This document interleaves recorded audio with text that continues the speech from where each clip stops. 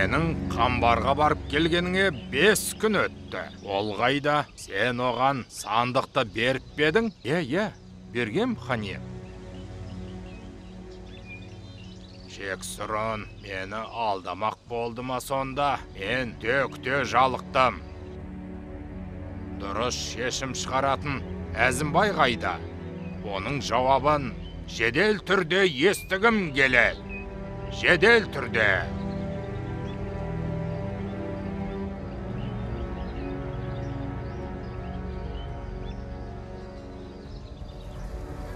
Әзімбай, сенің маған қарсы шықпақ болғаныңды білемін. Қамбарға елші жібергеніңді, оның сендерге көмек беруден бас тартқанын да біліп отырмын. Ал, не айтасың?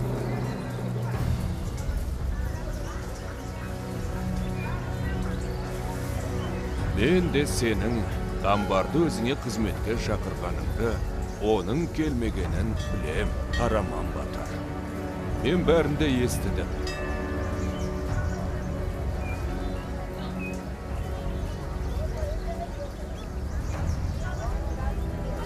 Сендер бәрің бірдейсіңдер. Не сөздеріңде тұрмайсыңдар, не істеген қылықтарыңа жауап бермейсіңдер. Осыдан Қамбар қолыма түссінші. Мен оны шыңғыртып отырып, терісін тірідей сыпырып аламын.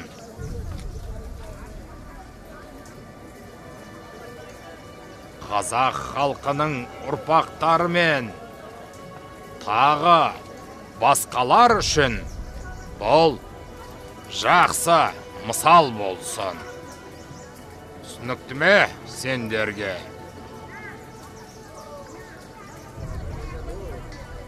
Қамбар келе жатыр. Қамбар келе жатыр.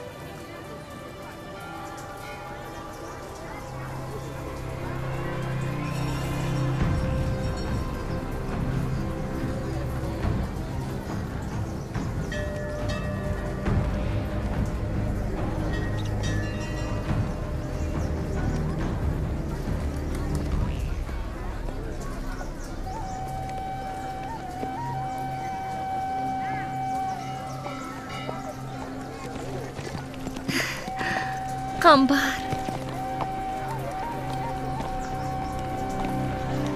Мынау Қамбар ма сонда? Сақ болу керек. Ол өте мықты. Жұрт солай дейді. Қане, байқағаныңыз дұрыс.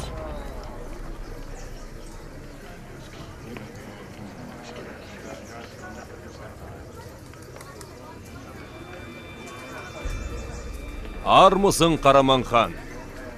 Уәдем бойынша келіп тұрмын. Кешір, жолда біраз кідіріп қалдым. Жеткенім осы болды. Кешірім өтінем.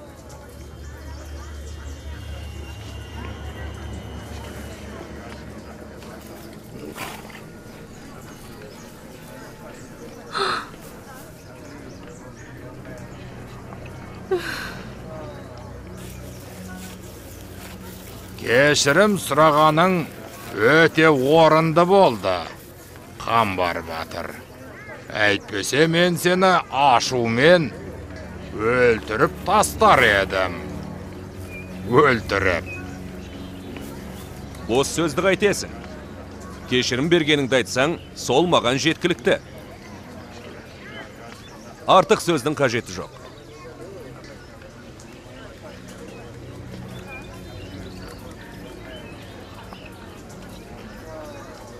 Қамбар, неге осыншама уақыт кешіктің, а?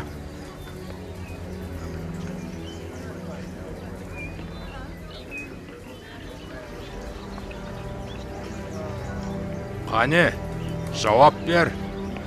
Уәдеңді орындауға қандай істер кедергі болды саған? Айт, барша халықтың алдында жайып салшы сырыңды. Саған келе жатып, жолда итке кез болдым. ит менің қолымдағы таяқты көріп, құйрығын бұлғаңдатып, мені алдай бастады. Мен қолымдағы таяқты жерге тастап ем, ол құтырған қасқырға айналды. Сөйтіп мені өлтірмек болды. Кешіккен себебім осы.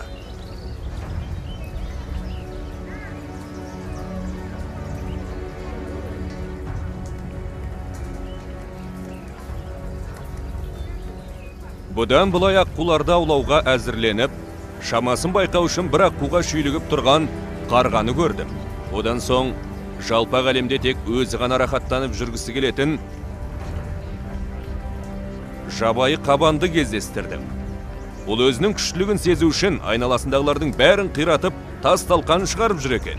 Оған біраз уақыт бөлуге тура келді.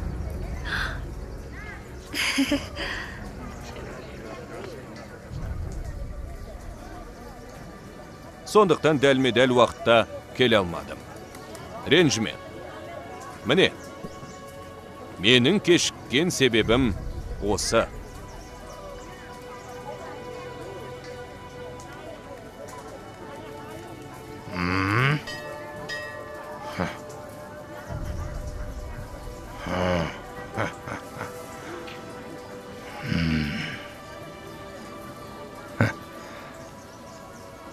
Жырау барлық қазақ батырларын құлақтандырды. Біздің әскерлерде келіп қалады. Олардың алдынан шық.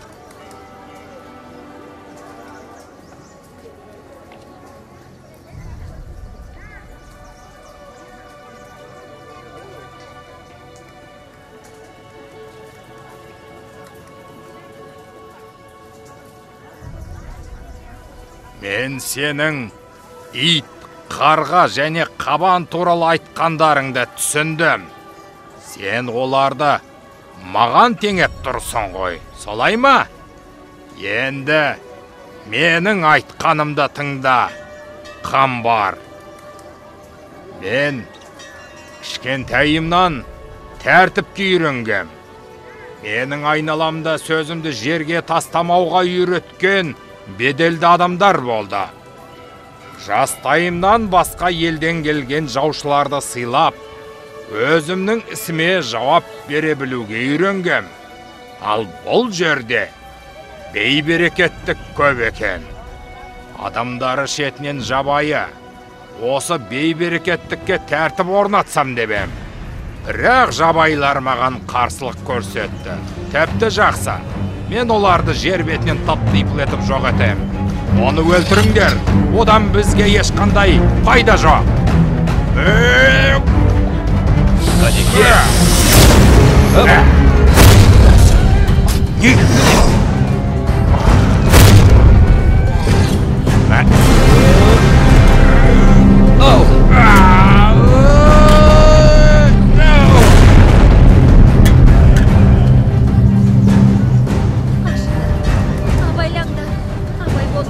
Қараман, жекпе-жекке шық.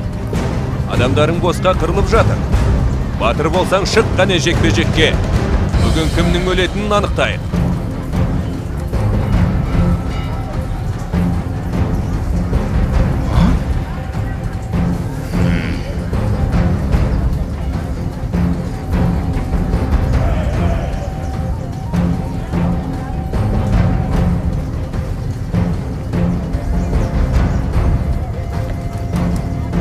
Қадием, саған онымен жекпе-жекке шығуға болмайды. Ол сені өлтіріп. Сен мерт болсаң, біздің жағдайымыз не болады? Одан да оған барлық әскерді жауып жібер, хан ием.